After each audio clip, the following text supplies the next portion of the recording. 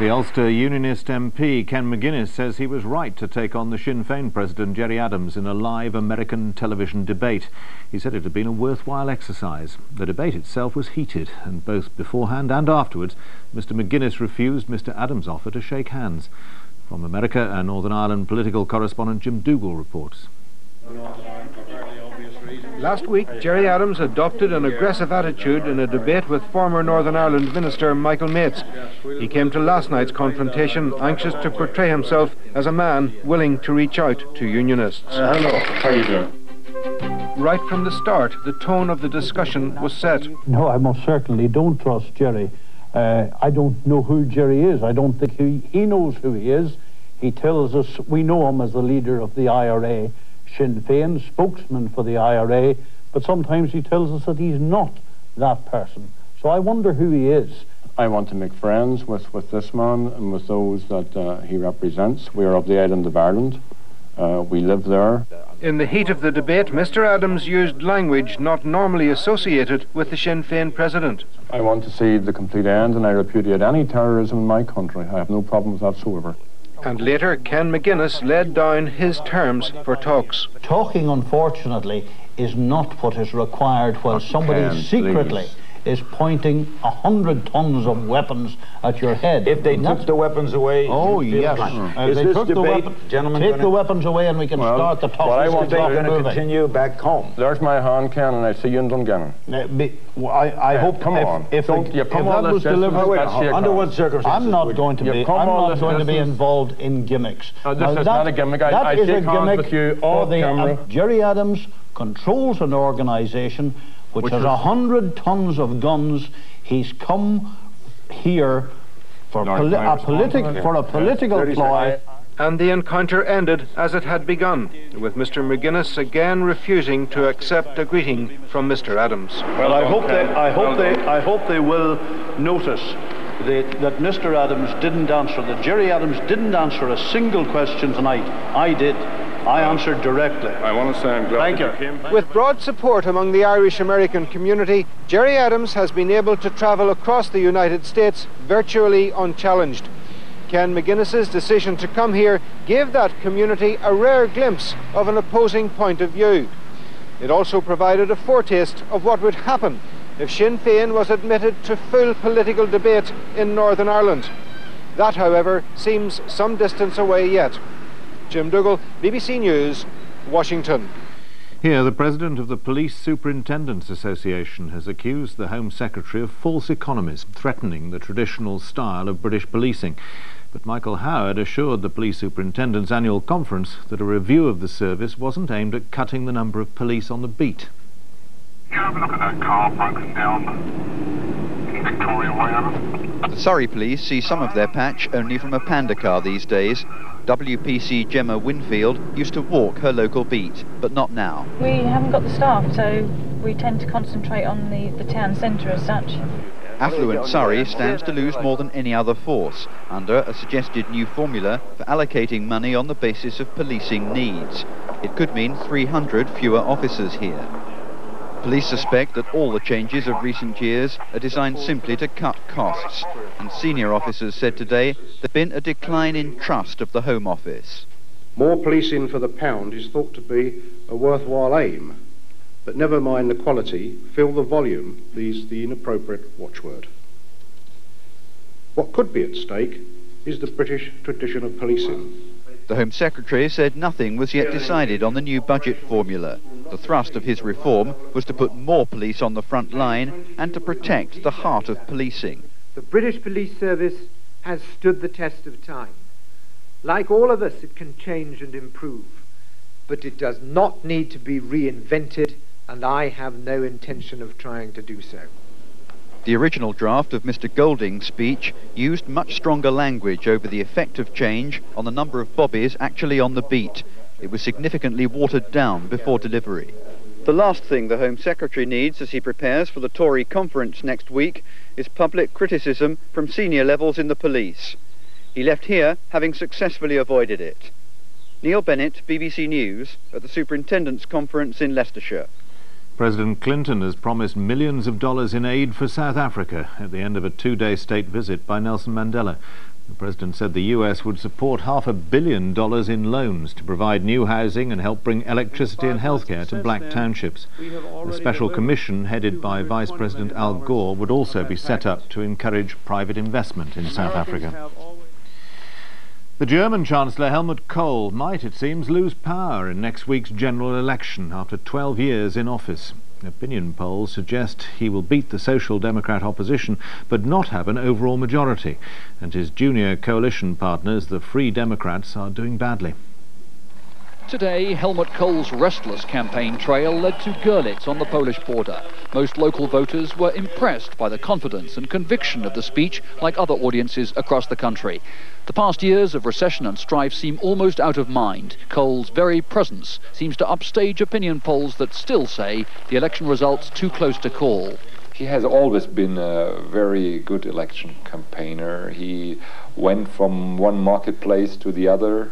Now he attracts thousands of people, and you can imagine that 60 appearances of him on marketplaces all around Germany, east and west, are a major part of our campaign.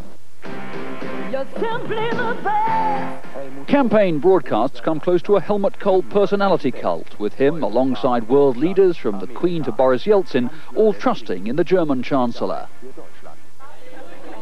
The challenger, Rudolf Scharping of the Social Democrats, directs his sporting flair at the cameras and campaign reporters. But his team must face the fact their leader has lost ground as the public's got to know him better. His only hope now that Helmut Kohl may have peaked too soon. The campaign is going very well. We will win. The Social Democrats have seemed unsure about their own plans if they won power, like how far to depend on their allies, the Greens. And though the pictures highlight safe family values, their main message is it's time for change.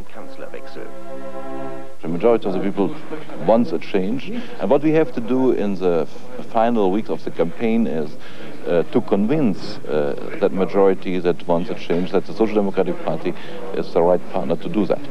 But it's Helmut Kohl who's claiming credit for growing signs of health in the economy. Today, a further drop in the jobless figure below 3.5 million. His bid for another term rests on the most successful political brand name in Germany, his own. Helmut Kohl has won the campaign battle on points. His message is clear, that of Rudolf Scharping in some respects confused. Still, the final tally is so close it may all hang on the many German voters who still say they've not made up their minds. William Horsley, BBC News, Bonn. In the city, shares fell sharply again over continuing fears of a rise in American interest rates. By the close of trading, the 100 share index was down 46 points at 29.56.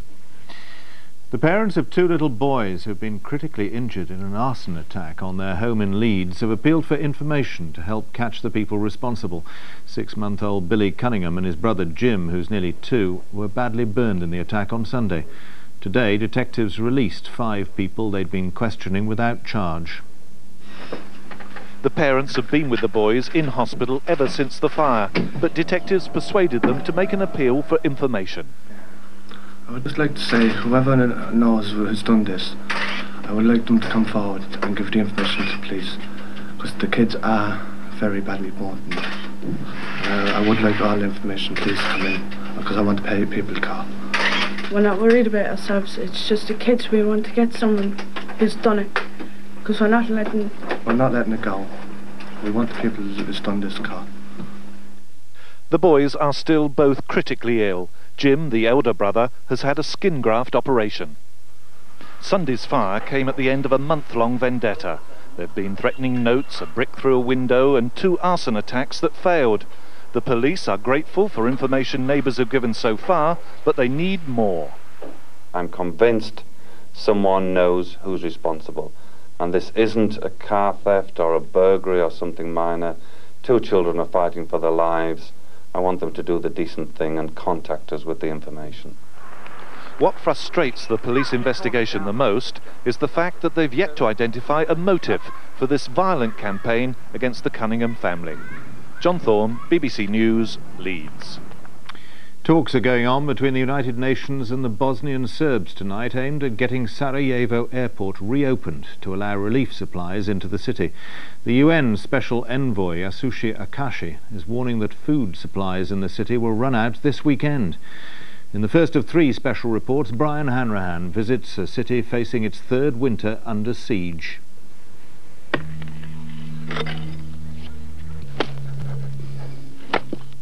For firewood in Sarajevo, you must dig. All that's left are the roots of trees cut down last year, and Izet Kadric must hack at the ground to get them out. Behind him, on what were once wooded slopes, others do the same. Wooden fences went long ago to be replaced by panels from cars shot up and abandoned.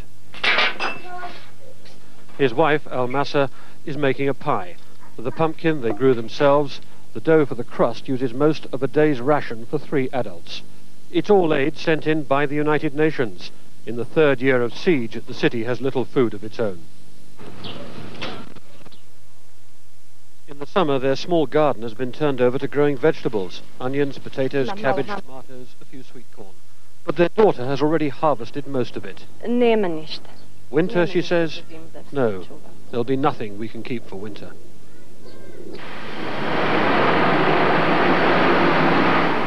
The city warehouse is almost empty. By stopping supplies, the Serbs have forced the UN to draw down their stocks just when they should be building up.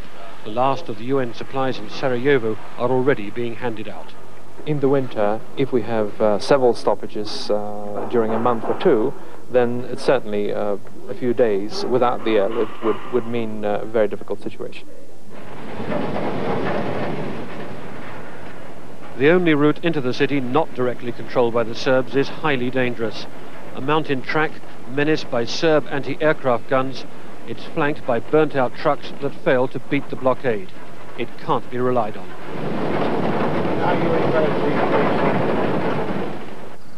Only the airlift can feed the city, and the airport has been closed for 10 days.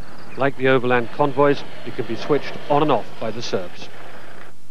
Despite the improvement this summer, Sarajevo is approaching the winter with no buffer stocks of food. If supplies are disrupted at all, then hunger will be the immediate consequence. So once again, conditions in Sarajevo will become a political bargaining chip this winter, as they have for the past 2. And the past experience suggests it's a bargaining chip that will be used. For the Kadric family, with their pie as the only food of the day, it means another miserable winter, while political argument is pursued through personal suffering. The Serb grip on the city is as tight as ever. The threat now is famine rather than guns. Brian Hanrahan, BBC News, Sarajevo. Here, Vincent O'Brien, one of horse racing's most famous trainers, is to retire at the end of the season. Mr. O'Brien, who's 77, trained 3 Grand National winners, and his total of 44 classic victories includes 6 Derby winners. Football, and it's been a bad night for at least one Premiership club in tonight's Coca-Cola Cup second-round matches. Ipswich have just been knocked out of the Cup after losing 1-0 to Bolton. Leicester are also in trouble against Brighton. They're 2-0 down on aggregate. Everton are 1-0 up against Portsmouth, but still need to score again to avoid being knocked out on away goals. The Rugby League has agreed to set up a Premier League next season, averting a threatened breakaway by top clubs. It's hoped the new league will raise the profile of the game and improve facilities for spectators. That Rugby League should follow football in creating its own Premier Elite was as inevitable as the outcome of a Martin of Fire breakaway.